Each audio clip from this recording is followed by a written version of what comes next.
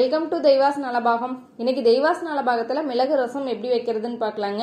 இந்த ரசம் உடம்புக்கு ரொம்பவே நல்லதுங்க. அதுவும் சளி காய்ச்சல் பிடிச்சிருக்கிற சமயத்துல இதை நல்ல சூடான சாதத்துல சேர்த்து சாப்பிட்டோம்னா உடம்புக்கு நல்ல தெம்பா இருக்குங்க. நல்ல நோய் எதிர்ப்பு சக்தியும் அதிகமாகும். வாங்க இந்த ஆரோக்கியமான மிளகு ரசம் ரெசிபியை எப்படி செய்யறதுன்னு பார்க்கலாம்.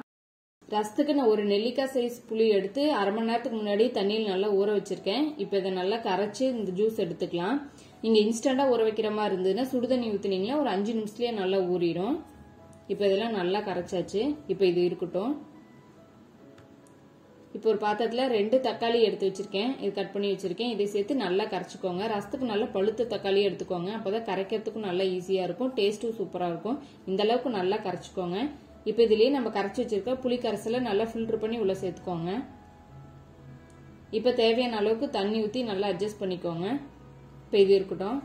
இப்போ ஒரு உரல்ல 1 டீஸ்பூன் சீரகம், 2 டீஸ்பூன் மிளகு எடுத்திருக்கேன். மிளகாயில நான் எதுவுமே சேர்த்துக்க போறதில்ல. இது மிளகு மட்டும்தான் சேர்த்துக்க போறேன். அதனால நான் 2 டீஸ்பூன் அளவுக்கு எடுத்திருக்கேன். நீங்க உங்க காரத்துக்கு தகுந்த மாதிரி நீங்க மிளகு எடுத்துக்கோங்க. அப்படி இல்லைன்னா கொஞ்சம் மிளகு குறைச்சிட்டு நீங்க மிளகாய் கூட சேர்த்துக்கலாம். இப்போ இதெல்லாமே உரல்ல சேர்த்துட்டு இதை நல்லா இடிச்சுக்கலாம். நீங்க வேணும்னா மிக்சி ஜார்ல கூட சேர்த்துட்டு நல்லா அதை அரைச்சிக்கலாம். இதை நல்லா அரைச்சது இந்த அளவுக்கு இடிச்சதுக்கு அப்புறம் இதெல்லாம் பூண்டு சேர்த்துக்கலாம். நான் ஒரு 3 பல்ல தோல் உரிச்சு எடுத்திருக்கேன். மீதி ஒரு 4-5 பல்ல தோலோடு எடுத்திருக்கேன். இதையும் இது கூட சேர்த்து நல்லா இடிச்சுக்கலாம். இந்த அளவுக்கு நல்லா இடிச்சாச்சு. இப்ப இது கூட இந்த கரைச்சி வச்சிருக்கிறதுலயே இதை கலந்துடலாம். இப்ப இதுக்கு உப்பு சேர்த்துக்கோங்க. சேர்த்துட்டு நீங்க புளிப்பு எல்லாமே செக் பண்ணிக்கோங்க. புளிப்பு அதிகமாகவும் இருக்கக்கூடாது, ரொம்பவும் கம்மியா இருக்கக்கூடாது. கணக்கா சேர்த்துட்டு தண்ணி அட்ஜஸ்ட் பண்ணிக்கோங்க. இப்ப கடாய் சூடு பண்ணி 1 டீஸ்பூன் ஆயில் சேர்த்துக்கோங்க. இதுல 1/2 டீஸ்பூன் கடுகு உளுத்தம்பருப்பு சேர்த்துக்கோங்க. சேர்த்துட்டு நல்லா பொரிய விட்டுருங்க. இப்ப இதுல 2 வரமிளகாய் சேர்த்துக்கிறேன். இது ஜஸ்ட் பிளேவருக்கு தான், காரம் எதுவும் இறங்காது. இதுல கொஞ்சம் கறிவேப்பிலையும் 1/2 டீஸ்பூன் பெருங்காயத்தூள் சேர்த்துட்டு நல்லா கலந்து விட்டுருங்க. இப்ப நம்ம கரைச்சி வச்சிருக்கிற புளி கரைசலை இதெல்லாம் உள்ள சேர்த்தரலாம்.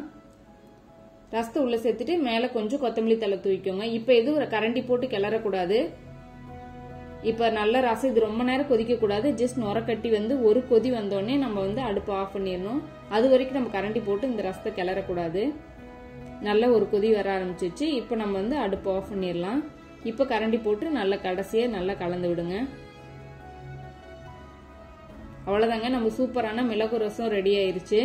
நீங்களும் ட்ரை பண்ணி பாருங்க. உங்களுக்கு பிடிச்சிருந்துச்சுன்னா லைக் பண்ணுங்க, ஷேர் பண்ணுங்க. நம்ம தெய்வாஸ் நலபாகம் சேனலை சப்ஸ்கிரைப் பண்ணுங்க.